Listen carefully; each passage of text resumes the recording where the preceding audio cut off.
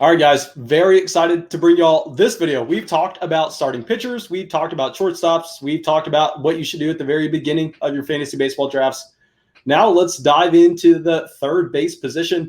Some guys that you should be targeting really in every different range. I'm sorry if I worded that poorly, but you understand the point. Here we have Aaron. As always, he's going to be giving you the analysis that I simply cannot. So Aaron, let's hear any plugs that you have to start the video, and then let's get into your first third baseman. Yeah, head over to fantasyandframes.com. Check out our articles, check out our content, fantasy baseball rankings, draft advice, tons of stuff for you over there. That's fantasyinframes.com. Rankings are important, Mason. You know why? Because you can look at a set of rankings and determine how far down those rankings go where you feel comfortable taking a player at that position. And sometimes positions make themselves valuable when their fantasy value is just shallow. And 2021 third base is a perfect example of turning themselves into value. In my estimation, there's only I would say 8 total third basemen I'd want on my fantasy team. So what do you do when you're faced with 8 players at third base and you're playing in a 10, 12, or even worse, 15 team league? This is a time where you do something that I never, ever, ever recommend. You have to pay the premium. And by that, I mean just reach slightly.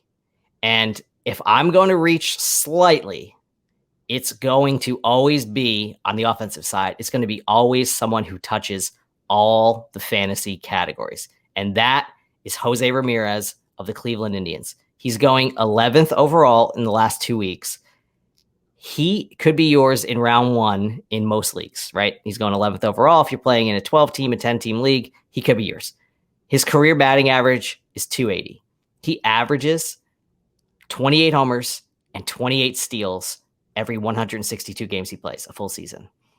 Go along with that, you get 95 to 100 runs in RBI. He is literally the complete fantasy package. Even in points leagues, I know spend some time here comparing rotisserie and points leagues, and that's important. It's important to know what kind of league you're in and which some players move up and down based on which league type you're in.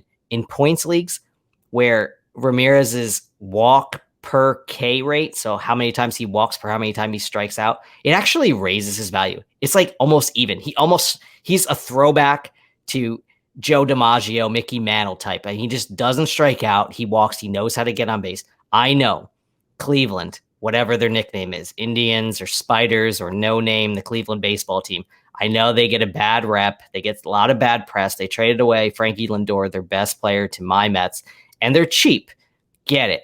But J-Ram, Jose Ramirez, he still has 2 club options left on his contract that Cleveland gets to control. So he's going to be a fixture. He's not going anywhere. You can put this guy, and his name does not sound like it belongs in this sentence, but the truth is you can put him up there with Juan Soto and Mookie Betts at the top of your drafts. Plus, and this is a bonus, plus, and we don't talk about positions. Like I said, you don't need to focus on positions usually.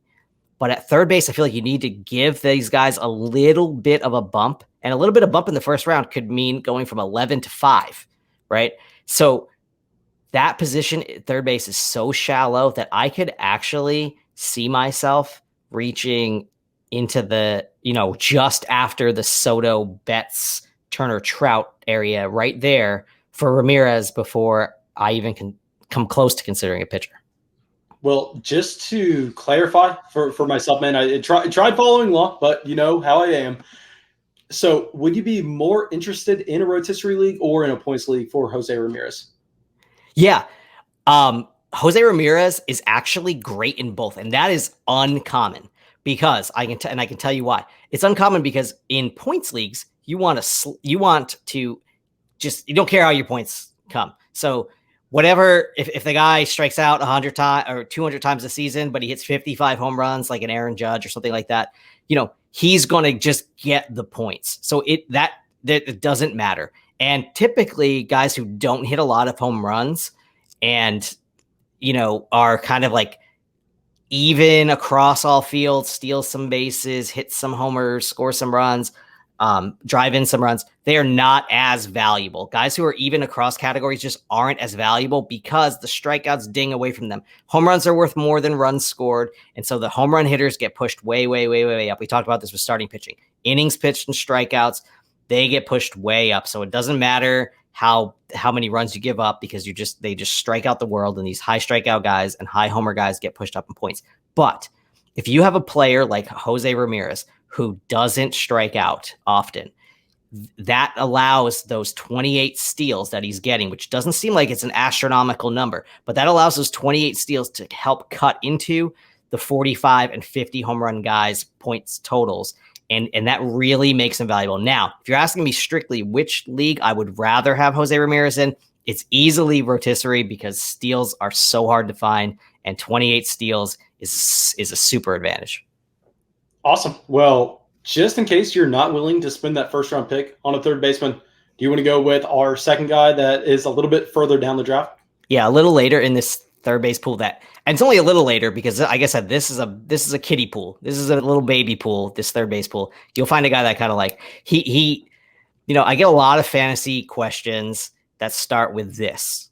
So in 2020, so-and-so did this, and how can I value this info? And in fact, you asked me that question in a previous video, Mason. Yeah. And while you can't throw completely away the season, you can, but it takes a very special person to throw the whole season away.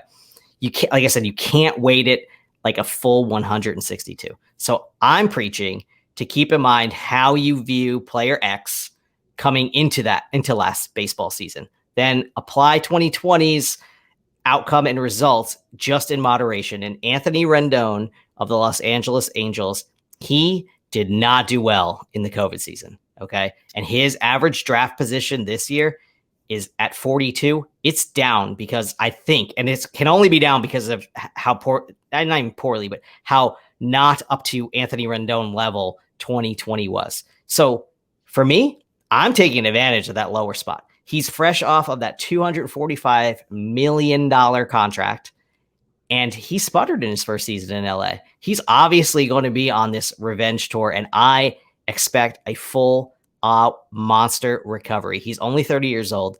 In the 3 seasons leading up to that contract, he batted .310, averaged 28 homers, 95 RBIs, 95 runs, 106 RBIs. And he doesn't really run much, doesn't get a lot of stolen bases, but he's going to sneak you in 5 steals, which is nice. The best part about Anthony Rendon, he gets to hit behind Mike Trout. Mike Trout gets on base 42% of the time. Yes, please, to anyone who gets to hit behind Mike Trout. Man, I just pulled up these 2019 numbers, and they're unreal, considering how just horrible this position is and how late you're getting them. 2019, 117 runs, 34 home runs, 126 RBI, 80 walks, only 86 strikeouts. I mean, a 319 average, 412 on base percentage.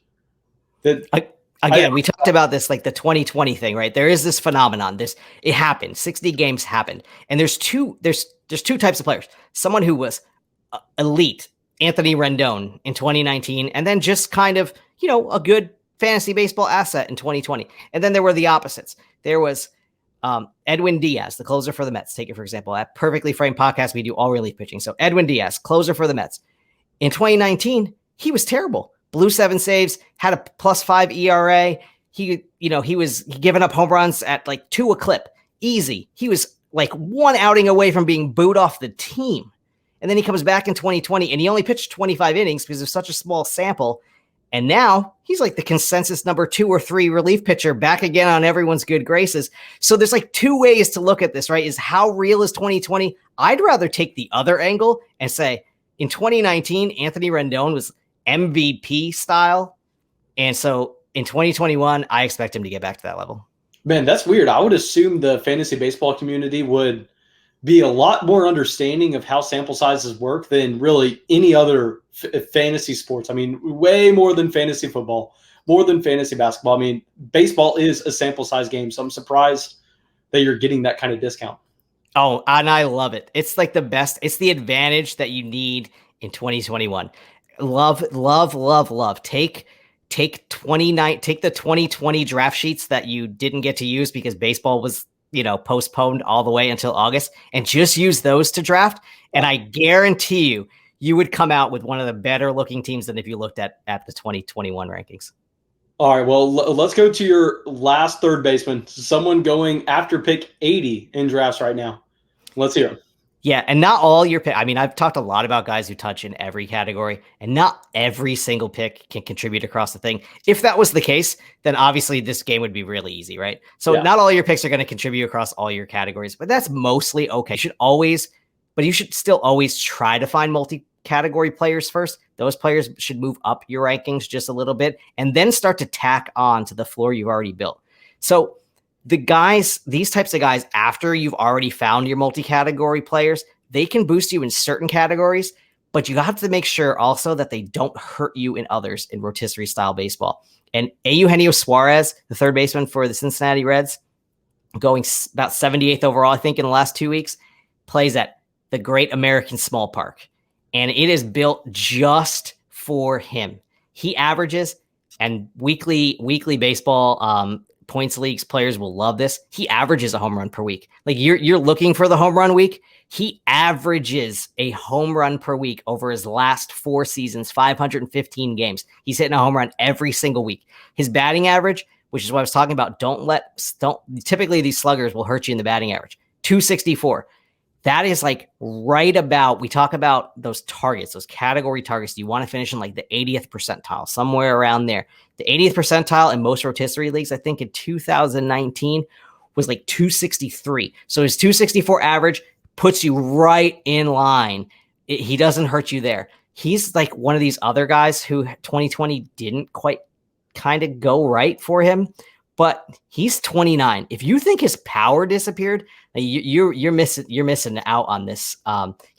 He really truly has even an outside shot to score 100 runs. 90 is a definite lock, but I mean, he could score 100 and drive in 100. So underappreciated by fantasy baseball players everywhere, and probably Reds fans all over Cincinnati. Give Suarez his just due. I promise you won't regret it. Man, you are the expert here, but after hearing about our second to third baseman here, I have no idea why you would take Jose Ramirez in the first. I mean, I would think that getting that value later on would definitely outweigh having to spend that premium pick. Let me just say, the reason why you would reach for Jose Ramirez, and we touched on this when we were talking about Jose Ramirez roto versus points. In a points league, Rendon and Suarez are probably on the same level as Ramirez. But when you're talking about rotisserie and you can get 30 steals to go along with potentially 30 home runs and a 300 average, those guys you haven't heard me mention too many of those guys in these videos. And that's because they really, truly don't exist. They're like unicorns. Awesome. Well, that's enough for me. Do you have anything else to plug? Obviously, everything of yours will be down in the description of the video. But let me hear if you have anything else for the listeners. Yeah, of course. Head over to Amazon.com. I did the shortstop profiles, but somebody else wrote the third base profile. So if you need more information on third baseman in your drafts, you can head over to Amazon.com. Check out the 2021 Fantasy Baseball Black Book.